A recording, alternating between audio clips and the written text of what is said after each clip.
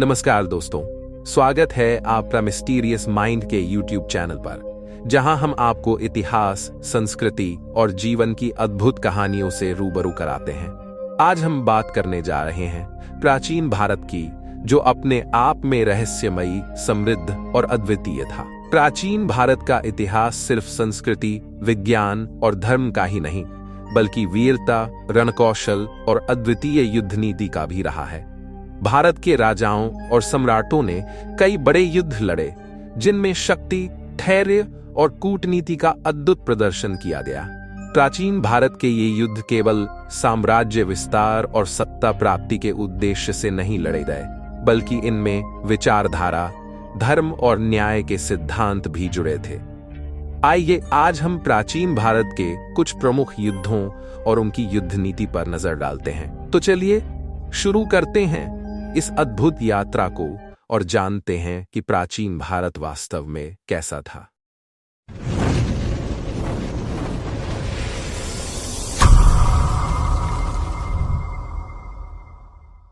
प्राचीन भारत का इतिहास हजारों साल पुराना है। ये एक ऐसा दौर था जब दुनिया के अन्य हिस्से सभ्यताओं की शुरुआत कर रहे थे, जबकि भारत में उच्च स्तरीय सभ्यता और संस्कृति पहले से ही स्थापित हो चुकी थी। प्राचीन भारत को हम मुख्यतः 4 भागों में बांट सकते हैं: वैदिक युग, महाजनपद युग, मौर्यकाल और गुप्त काल।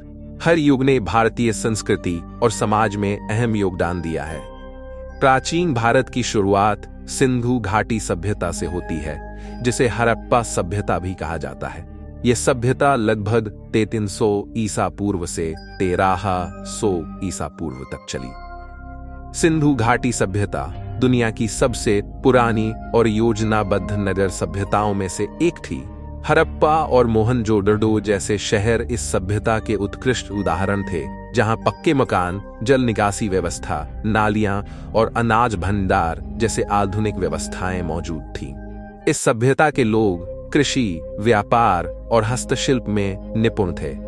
विशेषकर कपास की खेती और वस्त्र निर्माण में यह लोग माहिर थे।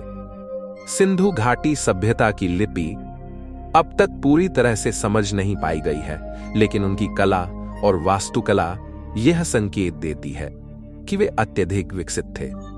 सिंधु घाटी सभ्यता के पतन के बाद लगभग 1500 ईसा पूर्व से 600 ईसा पूर्व तक वैदिक युग का उदय हुआ। इस काल को भारतीय संस्कृति और धर्म का आधार कहा जा सकता है।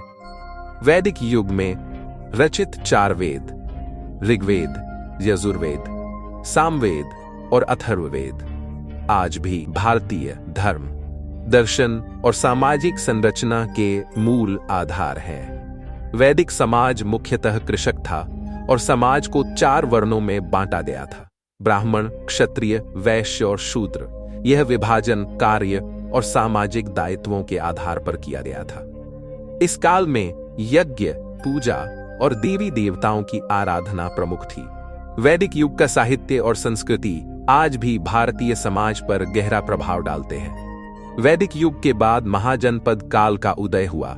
यह काल लगभग 600 ईसा पूर्व से 400 ईसा पूर्व तक फैला रहा। इस दौर में भारत में 16 महाजनपद स्थापित हुए, जिनमें मगध, कौशल, अवंती और वत्स प्रमुख थे। इन महाजनपदों ने भारतीय राजनीतिक इतिहास में पहली बार संगठित राजतंत्रों का विकास किया। महाजनपद काल के दौरान ही बुद्ध और महावीर जैसे महान धर्मगुरुओं का प्रादुर्भाव हुआ, जिन्होंने भारतीय समाज और धर्म को गहराई से प्रभावित किया।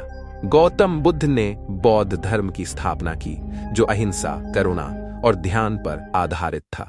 वहीं महावीर स्वामी ने जैन धर्म का प्रचार किया, जो आत्मसंयम और अहिंसा पर जोर देता था। अब बात करते हैं प्राचीन भारत के युद्ध के बारे में। प्राचीन भारत का कलिंग युद्ध मौर्य सम्राट अशोक के शासनकाल में लड़ा गया।